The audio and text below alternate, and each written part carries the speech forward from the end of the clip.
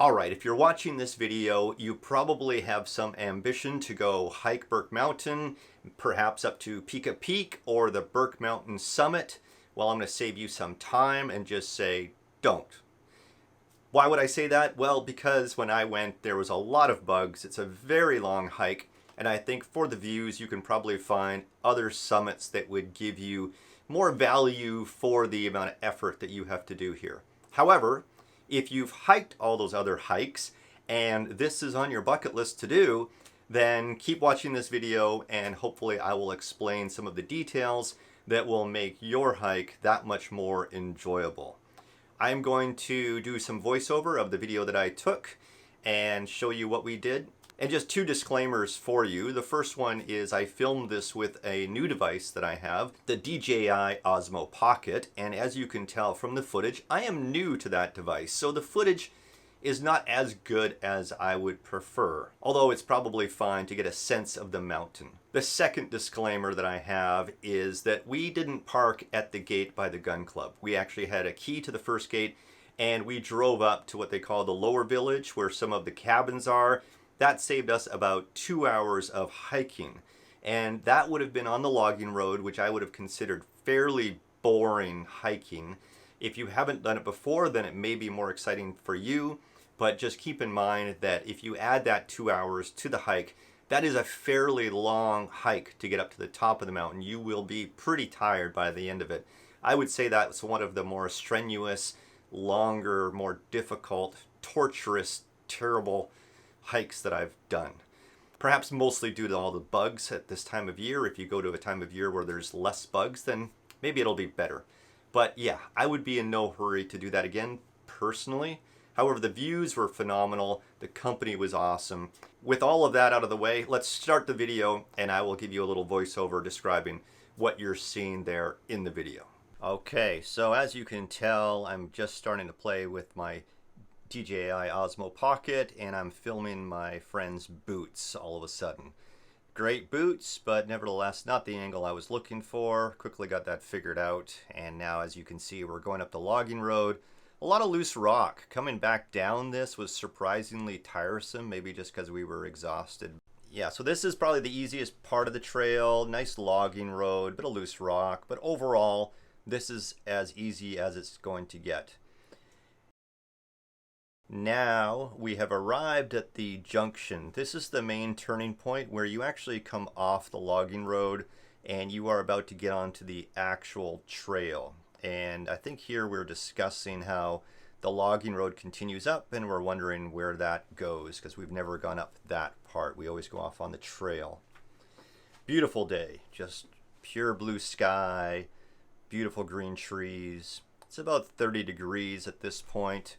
And it's only about noon, so you can imagine how warm it got for us. And there's 4 of us in our party, so you'll see 3 people in this video. And now we're actually on the trail, so we parked at about 900 meters elevation, and where the parking spots are at the Village Lake Trail area. And we're going up to Danier Creek, which is about 1030 meters. And we're looking for small areas for water. You can see the flagging tape there on the tree. Got to really watch out for that. A lot of places I saw it had actually come off. And we lost the trail actually a few times and had to double back. So make sure that you do that. A little bit of skunk cabbagey stuff there, it looks like. And here I believe is Twin Lakes. We're at 1080 meters. So there's a bit of water there you can collect. It's got a weird tint to it, but if you filter it or boil it, or both, you could be pretty good there, I would say. Much more water than we expected to find. We thought there'd be small puddles of water, but there's plenty of water there, and I think there's probably plenty of water there all year, although keep in mind it will be a strange color, and you really do need to treat that water. We took different quantities of water with us. I took only 2.5 liters. So there's a frog right there. Lots of frogs on the trail. Really incredible. And here we are at Ted K Lake. Much better position or place to get water. We're at 1085 meters here. This is where we refilled our bags full of water. Like I said, I had 2.5 liters of water, and that was plenty for me, although I don't drink enough water usually. But enough for me for cooking and drinking. And so I went through, I finished all my water during that trip. It was an overnighter, so 2 days and a night. But some people brought over 5 liters of water, and I'm sure they had some left. So I would recommend make sure you have at least a liter per day. Beautiful alpine flowers up there, you can see here. Really pretty. And then the very serene lake here, what's left of it. A lot of runoff here, a lot of melt from the snow that's up there. Still a little bit of snow up there, you'll see in a minute here, but just beautiful. You could probably bathe in here if you needed to, but keep in mind that that's everybody's drinking water, so don't pollute it, please. And keep in mind also that you're right on the edge of the watershed as you're going up through here. We're taking a little rest, and Steve's refilling his water supply, putting it through the filter, so that takes a few minutes. But this is an excellent spot to rest. You can see you get some nice shade there, and so that's really nice. Yeah, you're right on the edge of the watershed, and you'll see the no trespassing signs as you proceed, so just make sure you're on the right side of that, and you should be fine. It's pretty well marked. And then we're off again. And we're watching out for frogs, because literally I think we saw a frog every 20 minutes or so. And some of them are quite large. Really cool to see. And you can see it's starting to get a little steeper here. The trail's not very wide. You get a lot of branches and overhangs and things like that. In one spot there was a whole tree that had gone across the trail in a very steep area, and we had to go underneath it. I tried going over it and cut my legs up a little bit trying to do that. You can see now we're starting to go up towards the overlook there. I think we're at about 1145 meters there now. Really trying to gain ground. You can see the trail also goes into these creek beds, and it does parallel a lot of creek beds. You can see the flies now. You can start to see those more and more. It starts off with some black flies, and then it quickly gets into a variety of different flies that all want your blood. And that was most annoying. At this point, we are getting bugs up our noses, in our eyes, in our ears, down our shirt. Every time you drip sweat, you're touching your face and you're getting a handful of flies. They were ferocious and of great quantities. That was probably the biggest drawback. Even though we had all sorts of chemicals and sprays for the bugs, didn't really help very much at all. There's some snow, so that was really amazing for us to find that there. Really special. I stopped for a moment, grabbed a handful of snow, and that was very refreshing. You can also see any tracks that go through there, so if you have to double back, that is a great place to look for your tracks to see where you've been. Highly recommend that, because these big areas like this, that's where you easily get misdirected, because you think the trail's forward, but the trail may actually be at a 90-degree angle to you through the clearing. And this is, I believe, as we're coming up towards where we want to camp for the evening. I think we're getting very close there now and looking for it. Yep, so right ahead there, that's where we actually went, but we're just taking in some of the view here, the panorama view. You can see that, I think my party is just behind me there now, coming over the ridge. Yeah, you can see them there right below the sun. My camera's freaking out because of the bright sun, but there they are, or they're coming over. And we had spotted right there, you can see right by that little lake there, or that little pond. That's where we want to camp. And you can see Pit Lake on the other side of that tree line, which is just amazing. So we're looking east there right now, and that's where the sun came up. This is a little bit of drone footage of the area. That's a little pond that we camped right beside. You just see how challenging this terrain is. I mean, this is a pretty open area, but once you get off trail, which we did a couple times, it becomes pretty dangerous very quickly. It's very hard to see where it changes. So you could drop 100 feet and not really see that through the bushes. And so we were being very careful when we were looking for the markers. If we couldn't see the ground, then we just proceeded very, very carefully. There's Pit Lake. There you can see on the left-hand side, just beautiful at this point. It's about an hour before sunset, and we're just kind of getting ready for dinner, cleaning ourselves up, and I took that opportunity to get some shots.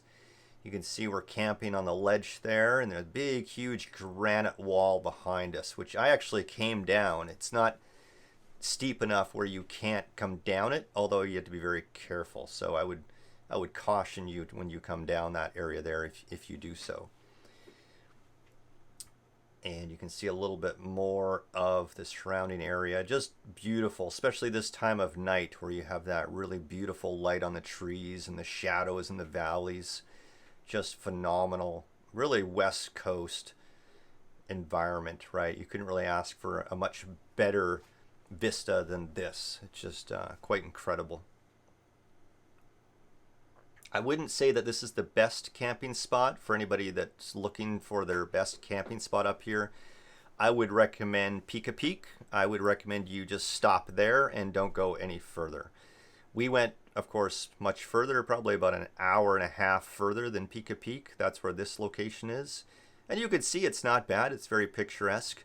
But I think for the amount of effort that it took to get here and the views that you will get from Pika Peak, I would just recommend stop at Pika Peak. You've got some great 360-degree views there. There was less bugs that I found at Pika Peak. And also, there's no sense in going further, I don't think. This was nice because there was no one else there, of course. But I don't think it's worth the effort. So Pika Peak, if you want to go up Burke, just stop there. I would recommend. But yeah, some phenomenal views. Very steep, of course, right?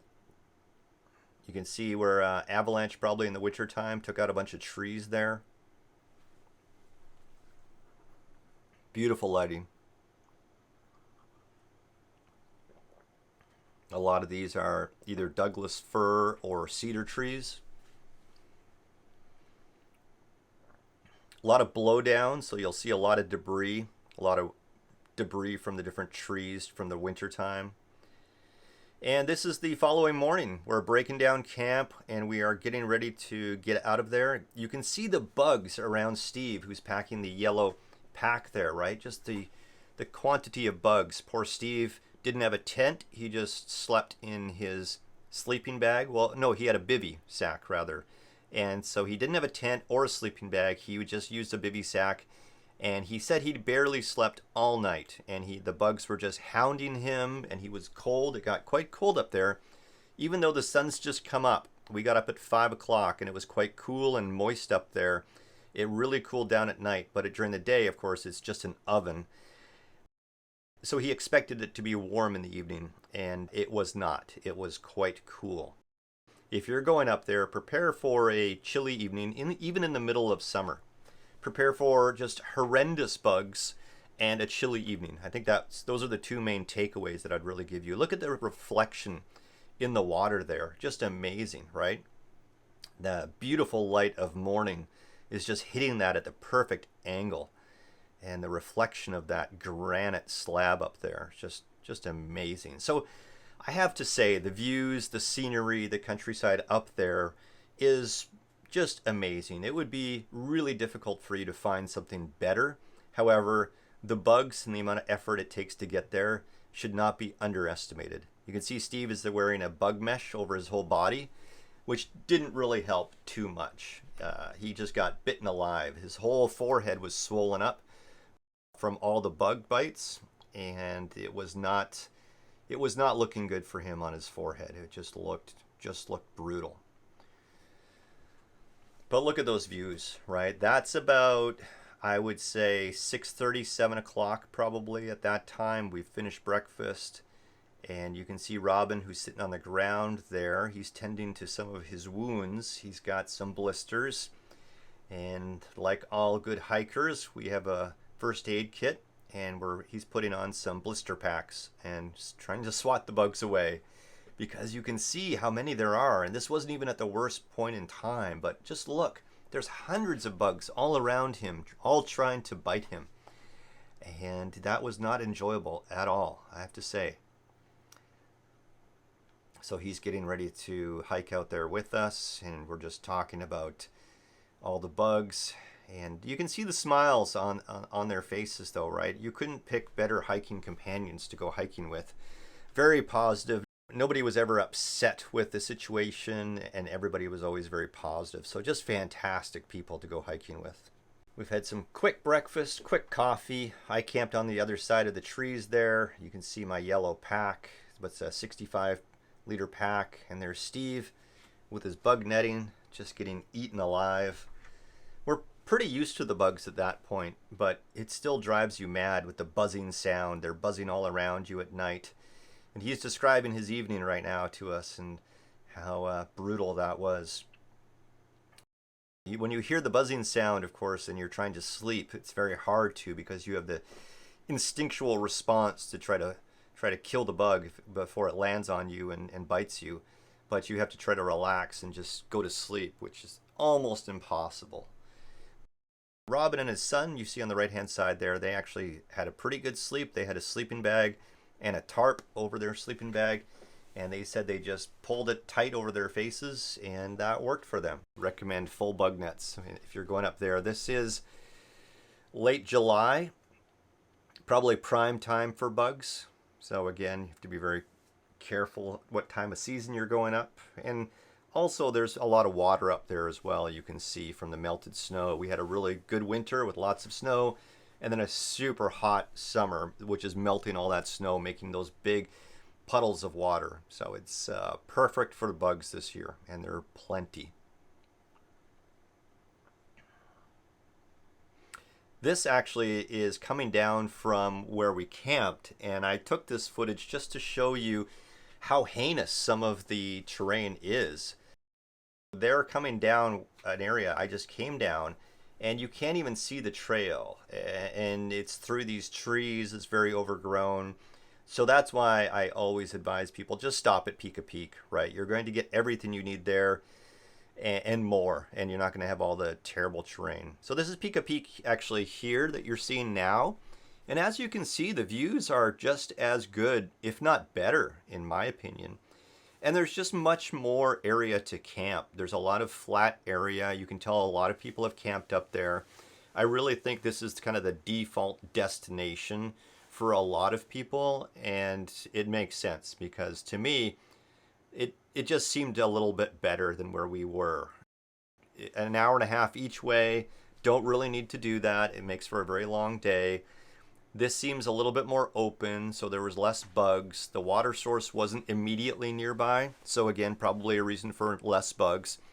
Be careful though on Pika Peak, because actually what I'm doing right now is I'm filming so you can see what it's like, but I'm also looking for the trail. I'm looking for the other side of the trail so we can come down a different place. There's a very well marked detour on the main trail that takes you up to Pika Peak. But there's a few of them, and I didn't want to come back down the way we'd gone up because I wanted to shave some time off of our hike. And so I thought I could come up one side and go down the other. However, I could never find any other exit from Pika Peak other than the one we came up. I didn't look extremely hard, but I did take a pretty good look around. I didn't film all of it for you.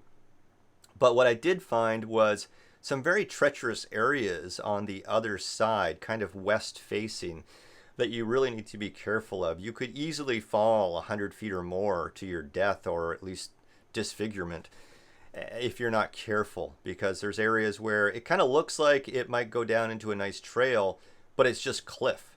So you want to be extremely careful when you're in this area. Just make sure that you're proceeding with caution.